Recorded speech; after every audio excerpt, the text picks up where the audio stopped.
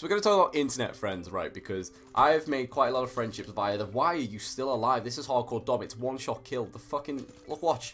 I can't even shoot that guy. That's just embarrassing. We're going to talk about internet friends and how it's kind of changed through the years.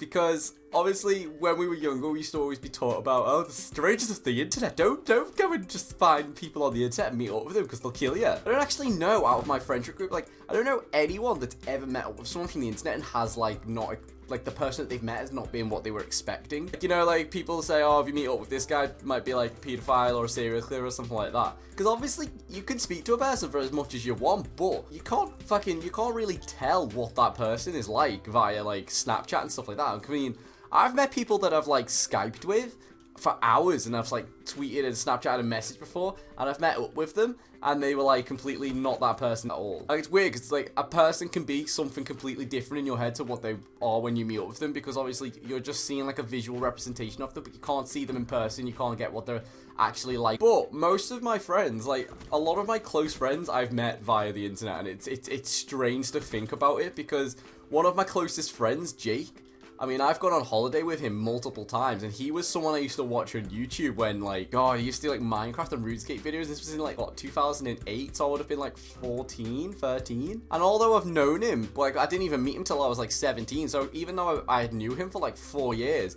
it still seems weird to go meet up with them. And even from that, we're, like, extremely good friends, and we, like, I go to his university all the time, he comes here, and we go on holidays and stuff with each other, and that formed from literally me just watching his YouTube videos, and to me, it just seems weird. Like, obviously, I'm just used to it now. Like, I've met so many people from, like, Twitter and stuff in person. Like, I've probably met, like, the majority of the people that I follow. Everyone's got a different personality online than they have when they are actually in person, because I meet up with people, and it's just like, you're just not that person from Twitter at all. I think it's a positive thing though, and I think people have kind of moved towards it. I mean, there's still like, I know a lot of people who've got like really old-fashioned parents that still don't believe in the internet and like the whole like you could do YouTube as a job and just like the internet as a whole. Like, some people still think it's sketchy as fuck. Obviously the internet can be a very bad place.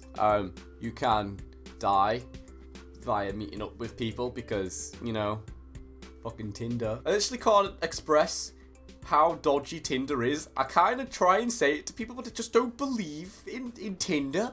Like, obviously I've made a video about this before, but we need to drill this into people's heads. You cannot trust someone on Tinder. I am pro-internet. I'm so happy with the whole, like, internet thing, because I've met some of the greatest people in my life from the internet. I was never, like, on the internet or anything. I would have never met, like, obviously any of you watching this video or something like that. My life would be completely different, because I wouldn't have wanted to pursue YouTube, so I'd probably be on a different university course, because honestly, I still don't know what I want to do. I want to get a job within the YouTube industry, and I'm going to get, like, some sort of degree that could maybe build that path into there. If I weren't doing that, fucking God knows what I'd be doing. I'd probably be doing a cooking degree. I can't even cook. If I talk to some people who are, if I talk to, like, my close group of friends who were at university, they probably still think it's really weird that I've met people from Twitter and like met up with them and stuff. Like, that to them is weird. I think it's only like people who have actually fully experienced it firsthand that can actually understand. I love traveling. I love going to different places and meeting like people from that culture, because I think it's really interesting to see how we are completely different. I love going to America. I fucking love Americans. The American like culture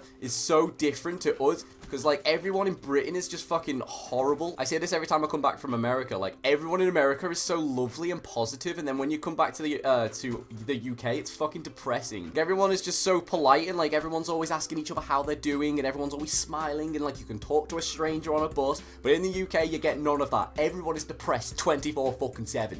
But then when I like talk to people on Twitter and stuff, or I can speak to them on Skype, I can see how completely different that we are. Like, I'm just sat there and I'm like trying to make a conversation with them, and then some people are really like upbeat and some people are like really mellowed out and stuff, and then when we talk about our cultures and stuff, it's just really interesting to me. And obviously, if you don't want to travel but you still want to meet these people, you can actually do this from like by the internet. What the hell is going on right now? Yo, that clutch though, that was sick.